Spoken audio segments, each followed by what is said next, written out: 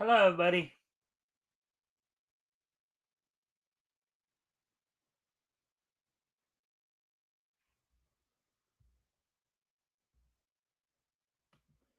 All right, welcome to the Mikestand. I hope everybody's having a good day today, good week. Of course, it's Wednesday. That means it's Hump Day. So hopefully everybody's getting over the hump. So of course we're gonna give people a chance to come in before we get started. Um, Let me see. If you haven't already, of course, you guys can help out by liking and sharing the stream. See if we can get some more friendly people in here to engage. That'd be appreciated. Also, if anything here grabs your attention, feel free to comment and or ask questions. I'll try to answer the questions to the best of my ability. Let's just see here.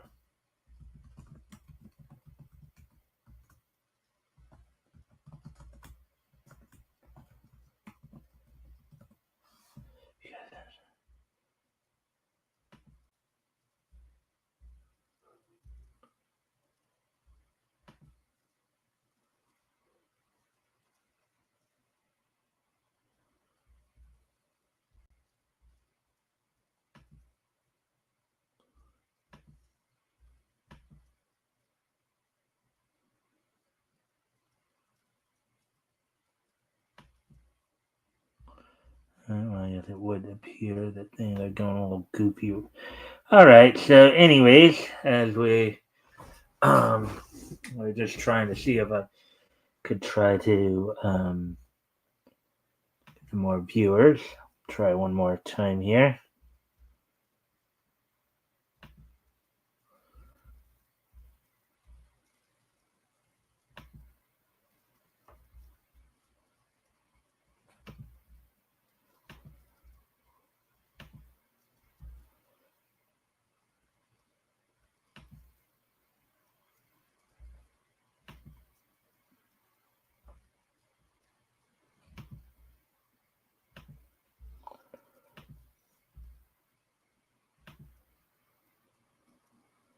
All right. So with that being said, let's see what time is it now. So, all right. So let's talk about what's on tap for tonight. So, got a couple of stories I'm going to talk about tonight.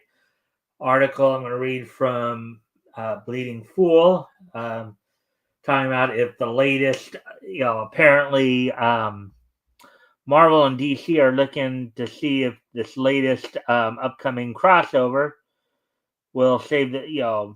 Somebody asked, is 2025's upcoming Marvel and DC crossover a desperate bid to save the comic industry by Jameson Ashley?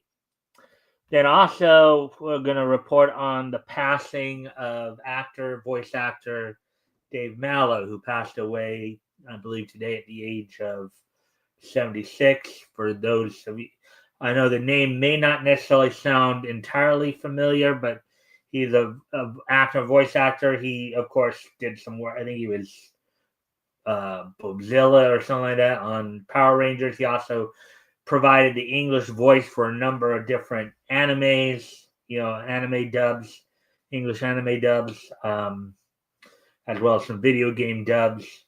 So he passed away at the age of 76. We'll be looking back on his career a little bit.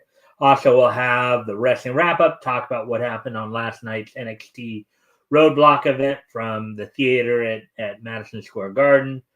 Also, look ahead to tonight's Dynamite from AEW. The fall, looking towards the fallout from Revolution, and then of course finishing off the show with this day in each history. So, with all that being said, why don't we go ahead and get started? Let's get started on the material here.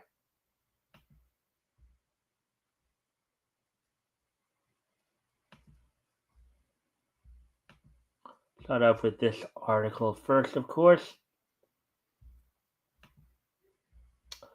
Is 2025's upcoming Marvel and DC crossover just a desperate bid to save the comics industry? Article by Jameson Ashley, published yesterday, March 12th, 2025. Okay, so in a surprise move reminiscent of past comic book industry crisis, Marvel Comics and DC Comics recently announced a new crossover event between the two competitors for 2025, sparking excitement among readers and concern among industry watchers. At the recent Comics Pro Retailer Summit, Marvel CB Sobolski and DC's Marie Javins promised a series of one-shots later this year. While details remain scarce, the collaboration marks the first major crossover between the big two since 2003's JLA Avengers. Oh, you got some looks right there.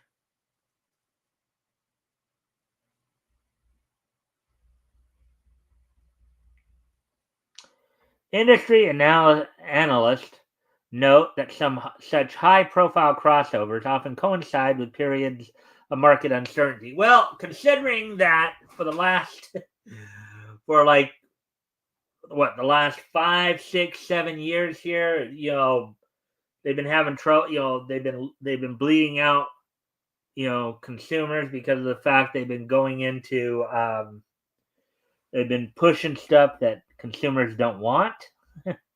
And pushing some of the well-known established writers to indie projects.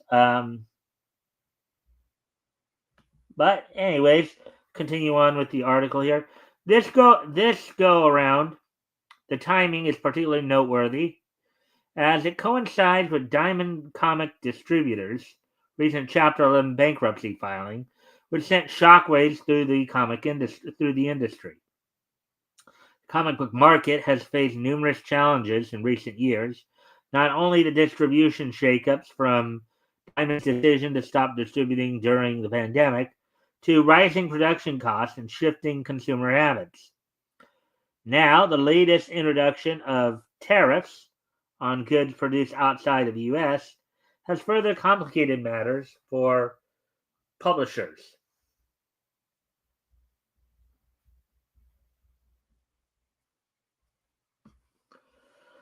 The last major Marvel DC crossover in 1995 came during a similar period of industry turmoil. That event, which included the creation of the Amalgam universe, temporarily boosted sales, but didn't prevent the eventual collapse of several publishers and retailers. The Amalgam universe was a universe where they basically kind of merged heroes from DC and you know, merged heroes and merged heroes from. They actually merged them together. You had like Dark Claw, I believe, which was a merging of Batman and Wolverine. You had Super Shield, I guess, a blending of Superman and Captain America. That kind of thing. As differentiated from the Tangent universe that just simply had the characters share a shared universe from each universe coming into a shared universe. But anyways, so while the crossover is expected to generate significant sales and media attention, some question whether it will be enough to paper over the industry's underlying issues, or a similar harbinger of cascade of industry collapse. There are many factors and interconnected challenges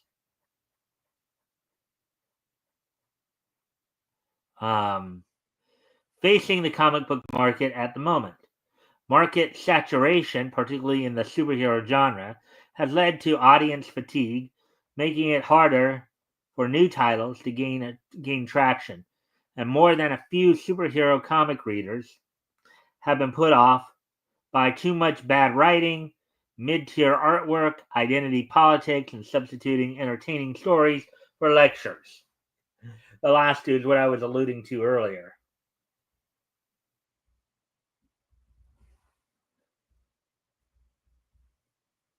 The distribution landscape has been disrupted by Diamond Comic Distributors' recent bankruptcy filing has sent ripples through the supply chain for many publishers and retailers who have no alternative way to get their comics to shops or in front of hungry readers. Now, mind you, for a long time here, part of the reason this problem exists is Diamond had become a monopoly on the distribution scene. In other words, the only company that seemed to be handling a lot of the major publishers was Diamond. So that was part of it too. Let's see now. Rising production costs further strain the financial stability of those same publishers. Many readers are moving toward digital formats or purchase graphic novels from non-specialized retailers, altering traditional sales channels. In the meantime, smaller indie publishers and retailers are facing financial instability as they struggle to adapt to all of these changes. Now, granted, crowdfunding has helped. You got sites like Indiegogo, Indiegogo. Let's see. I can't think of the other ones. The Indiegogo, Fund My Comic. Another major one that I was thinking that I can't seem to think of right now, but Kickstarter, Indiegogo, Kickstarter, Fund My Comic, sites like that. Amazon to a lesser degree. Those that help the indie scene more.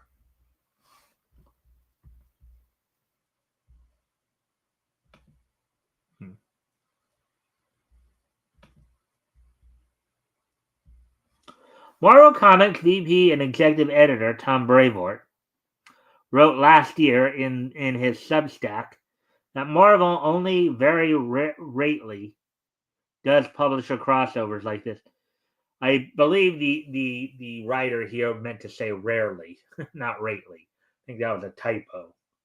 Saying that T and R are kind of right next to each other on the keyboard. On most keyboards, that's not that hard to. That's a typo that should have been caught, though. But anyways, anytime it happens, it is always driven by unique circumstances and often an industry crisis. While many are hoping history doesn't repeat itself, we have to face the facts. The comic book industry is struggling to expand readership beyond traditional superhero comic fans, and a superhero crossover comic event will not address that. Yeah, but also maybe getting away from woke storytelling with, actually getting away from the woke agenda altogether is likely more to help you out than anything else. Anyways, let me finish off here. For now, all eyes are on Marvel and DC to see if they can once again provide a boost to the comic book industry during challenging times. It would help if they put good talent like great artists, writers, and editors on these books. But let's face it, neither publisher has a very deep bench in those departments. While the Marvel DC crossovers have the potential to be epic, it would be a fool's errand to expect it to fix what ails the comic book industry. All right, so there we go with that one. Stop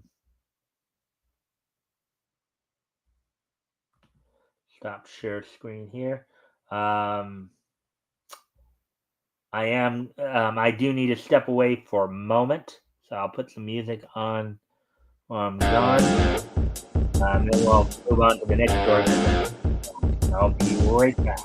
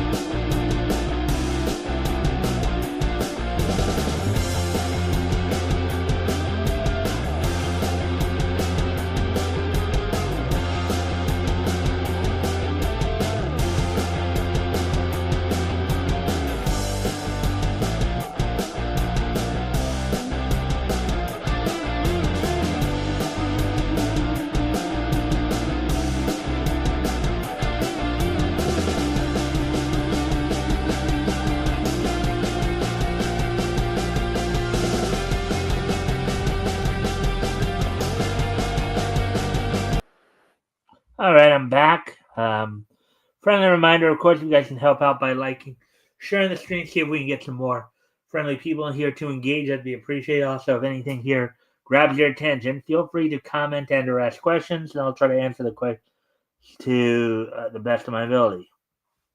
So let me just do one thing here real quick, and then we will.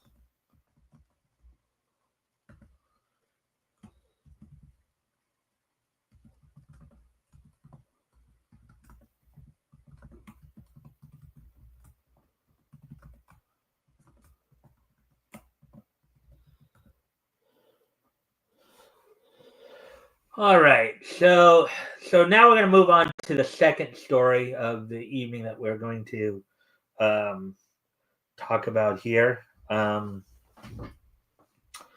which, as I mentioned earlier, actor voice actor Dave Mallow passed away earlier today, at the age of 76. Known for well, I'll just pull up the thing and then we'll go through it.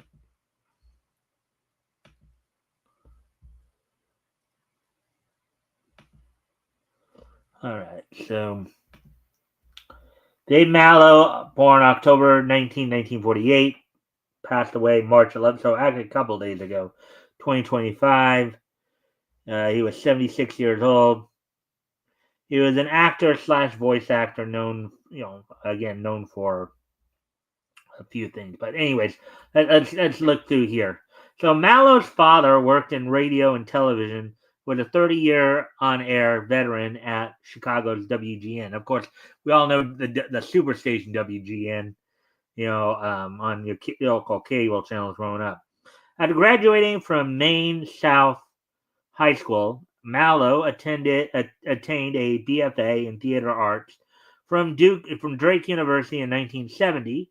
After a successful 12-year career as a radio personality in the Midwestern United States and New York City, he moved to Los Angeles in 1984. So I would have put him around 30, well, let's see, 35, 36.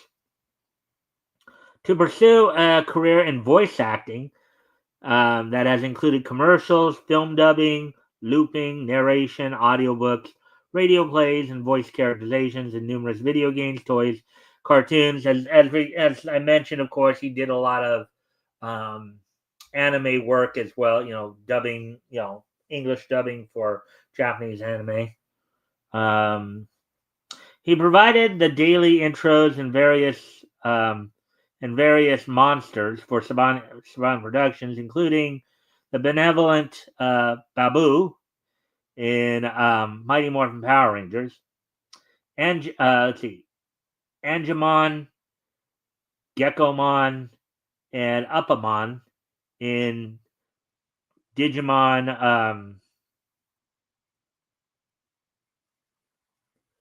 In Digimon Digital Monsters, and also is remembered for voicing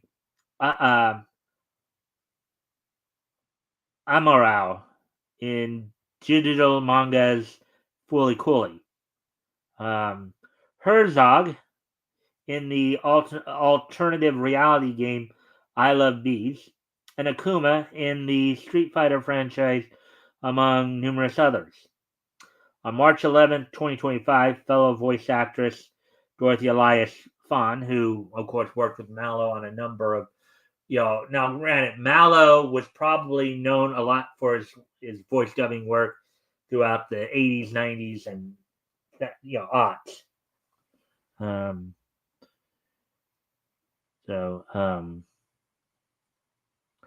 Reported that Mallow had died at his residence in the Monte Cedro Senior Living Community. He was 76 years old. Let's see. Among some of he was the minister in Aijing, Shu and Ark the Lad. He had a few roles in Argento Soma. Let's see. But Story and Blade of the Immortal. In Bleach, he of course provided the voices of Kensei Mugaruma, Auro Nero Rururi, or Kaien Shiba, after Kim Strauss. In Ose. Um, let's see. He was the announcer in Ted Blood the Last Vampire. He was Ernst Frederick Egan in Blue Exorcist. Let's see. Provided a number of voices in the English dubs of Captain Harlock and the Queen of 1,000 Years. Let's see. He, of course, lent his voice to Code Gaius Laluca, including the chief officer, the Britannian bridge officer, Britannian officer. Some of the episodes. Let's see.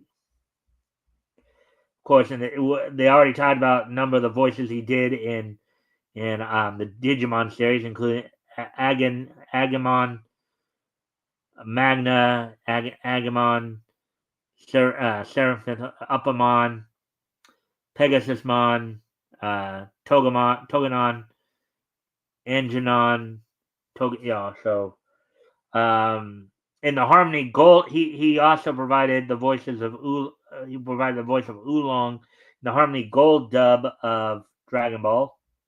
It was Yoshida and Kanra in Durara, and various in Durara 2.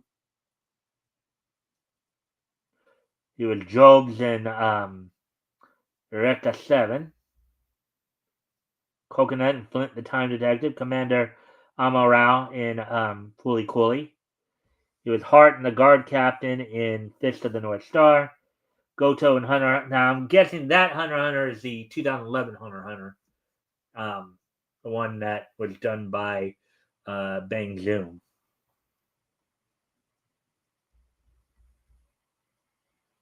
So yeah, he would, but you'd hear, let's see, in Ghost in the Shell, Sanlong second gig, he was Goto's aide. He basically did mostly like didn't have a lot of lead characters. He was a lot of supporting characters though. Let's see. In Great Teacher Onizuka, he was Koichi Igarashi. Again, a lot of his work came particularly in the 90s and the aughts, 2000s.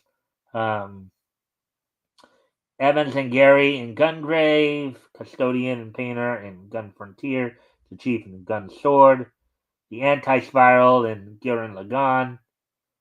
A few roles in Heat Guy J and Heroes Green, the Media Blasters dub, by the way.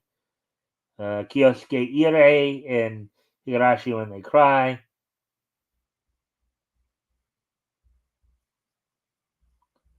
Strizo in JoJo's Bizarre Adventure. He was a narrator for Stardust Crusaders of JoJo's Bizarre Adventure. Kamatachi in Keras. He was the cleric in Karagone Communications. Belar in Kyo Kera Mao.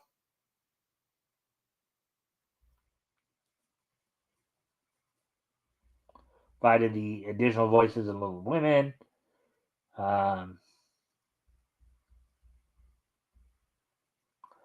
Just a number of things you could hear. Again, most of these were like Peter Capek in Monster. He was Hoki and Teka Uchiha in Naruto. With Muchi and Nira, Rise of the Yokai Clan. Omiyoji in Togi Zoshi. Hey, Rick. Thanks for dropping in there. Just talking about looking back on the career of Dave Mallow, who just passed away a couple of days ago, or yesterday, actually, I guess. Yesterday, because today's the 12th. So, he's known for his work on Power Rangers and doing a number of voices in video games and dubbing of anime. Let's see, he was, of course, a narrator among other characters in Planetas. Let's see, he was Master Scythe in Phantom the Animation, Tone in Orman King Gamer. Seal and Rosen Maiden. He was Sadojima Hoji and Udo Jine and Rurouni Kenshin. Let's see. Provided the voices of Ichimon, Ken, Lord Taimoto, and Officer 2 in Samurai Champloo. Of course, he was Akuma in Street Fighter 4 Ties Up Bind, but also I think he was Akuma in a number of the Street Fighter games as well, Street Fighter 4 games. There's Hotsuma and Space Police announcer in Tenchi in Tokyo. He was Kanemitsu Hirata, Misao Kiramitsu, Azusa Masaki Jirai in Tokyo Tenchi Muyo GXP.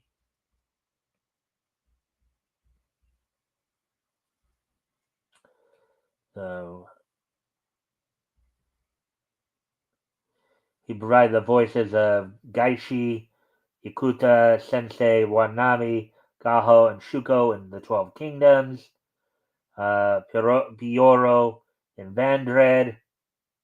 Reprised role as Pioro as well as Pat in Vandred's The Second Stage. Ichiro Masabe and Kyosuke Irie in When They Cry. Hattori in Return of Ramen.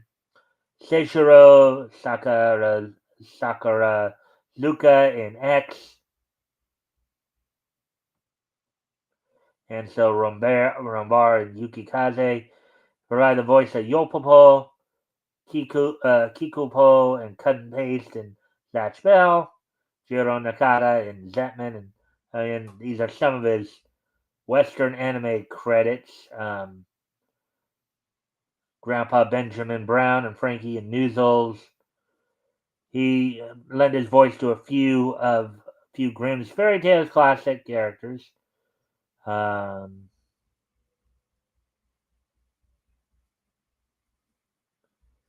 course, Mighty Babu under the name Colin Phillips, among others, in the Power Rangers franchise.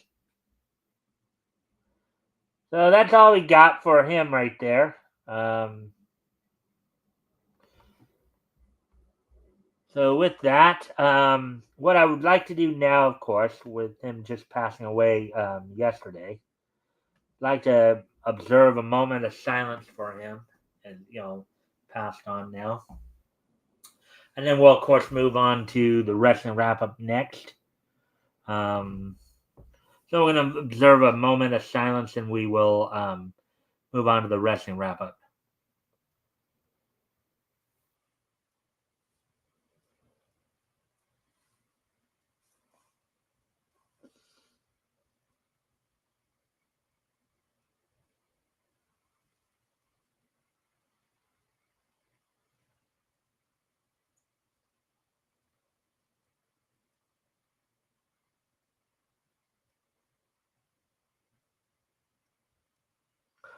All right. So with that now, so now what we'll do now is we'll get ready to move on to the wrestling wrap. We're going to go back to last night's NXT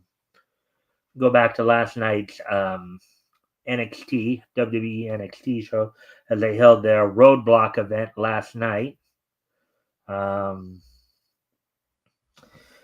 which you had a bit of a crossover between the two, between NXT and TNA. They had the show from the theater at Madison Square Garden, New York City, with Booker T, Corey Graves, and Vic Joseph on commentary as they were on the CW. The show opened up with the Hardy Boys defending the TNA World Tag Team Championships against NXT champions Fraxium of Axiom and Nathan Frazier.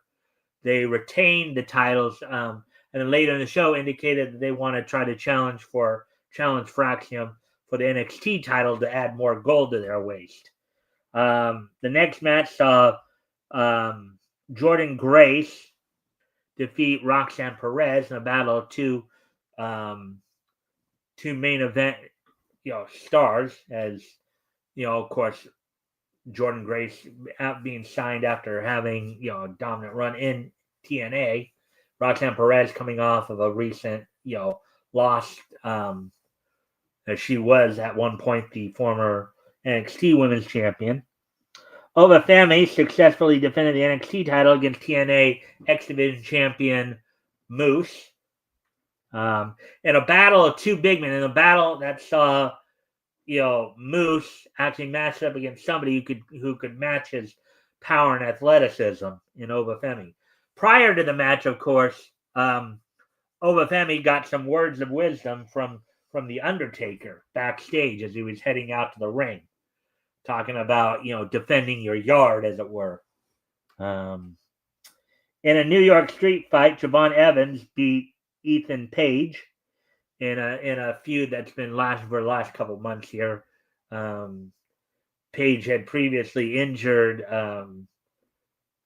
Javon Evans, and Javon getting his. And then in the main event of the evening, you saw a title versus title match in which the NXT Women's North American title holder Stephanie Vaquero was challenging the NXT Women's Julia, as both titles were on the line. Vaquero defeated Julia in that match. So that's all the news I have on the WWE side of things right now. And now let's look ahead to tonight's Dynamite here in a moment. Let's see. I'm just looking at the time here.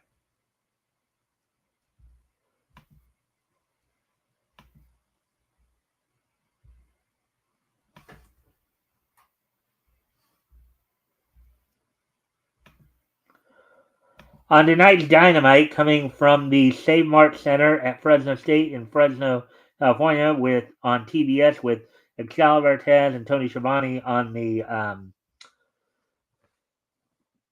on the show. The matches include in a trios match the Ops of Hook, Samoa Joe, and Katsuyori Shibata taking on Gabriel Eros, Mini Pacifico, and Eli Theseus. In a tag team match, the Don Callis family member, the Machine Brian Cage, teams with LFI member Dralistico with Beast Mortos in their corner to take on Hologram and Powerhouse Hobbs with Harley Graham, aka Harley Cameron, in their corner. In a women's match, Penelope Ford takes on Willow Nightingale. And in the first round of an eliminator tournament to see who will be the next challenger, the AEW International title, namely Kenny Omega, who recently defeated Konosuke Takeshita this past Sunday at Revolution. Orange Cassidy will be taking on Hechicero, and Beast Mortos will actually be taking on a mystery opponent. So that and plenty more as we will cover. We'll cover the results of that tomorrow as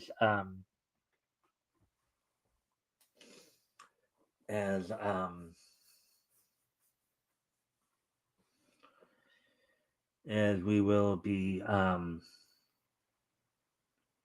getting ready to do that. If you haven't already, you guys can help out by liking and sharing the stream. See if we can get some more friendly people here to engage. That'd be appreciated. Also, if anything here grabs your attention, feel free to comment and or ask questions. I'll try to answer the questions to the best of my ability. So, with all the wrestling news kind of done there, then let's go ahead. I think I will move on to this day in niche history. Let's see, 1950, 2010.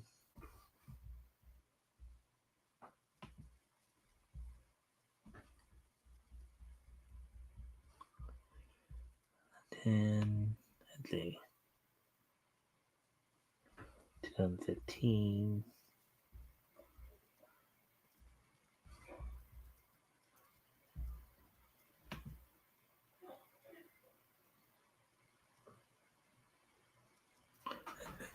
95.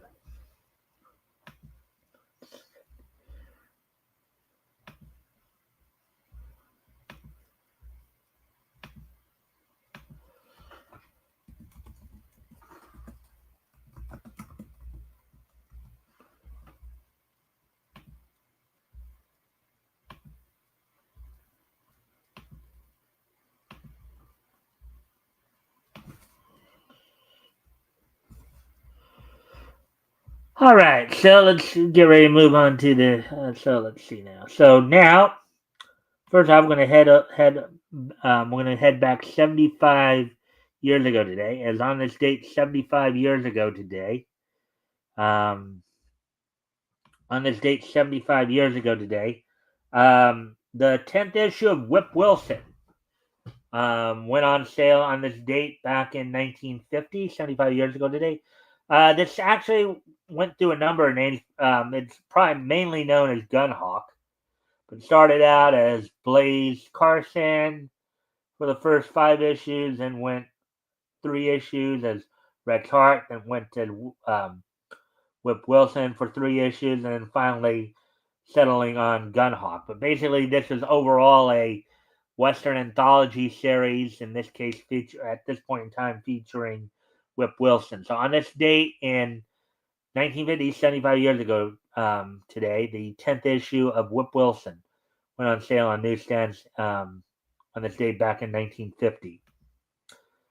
Moving ahead now to 1995, on this date in 1995, as part of the Slam Dunk anime franchise, Toei Animation released into Japanese theaters the anime film Slam Dunk Shokoku's Greatest Challenge on this date 30 years ago today, back in 1995. So on this date in 1995, Slam Dunk Shokoku's Greatest Challenge went on sale on this, was released into theaters by Toei Animation on this date back in 1995.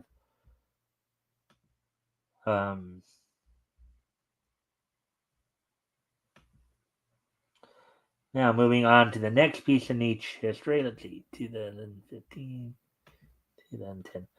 As we move ahead to 2010, on this date in 2010,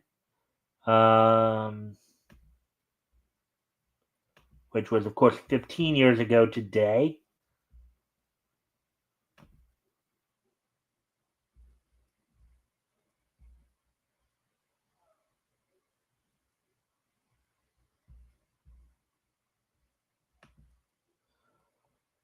This day in 2005, Electroshock defeated El Messias for the AAA World Heavyweight Champion, AAA, which is a major promotion down in Mexico. And now, getting to the last piece of niche history here. On this date in 2015, 10 years ago today, voice actor Matt Landers passed away at the age of 62. Known, of course, having provided some voices for the DCAU, including Frankie in Batman the Animated Series, Louis in the Batman Beyond episode, Terry's friend dates a robot, a gang leader in new Batman Adventures episode Growing Pains, and a robber in the Superman animated series episode Heavy Metal. He passed away at the age of 62. So with that, I thank everybody for being here tonight. I know we're running a little short there, but I was trying to keep it light tonight on the hour, in terms of the time.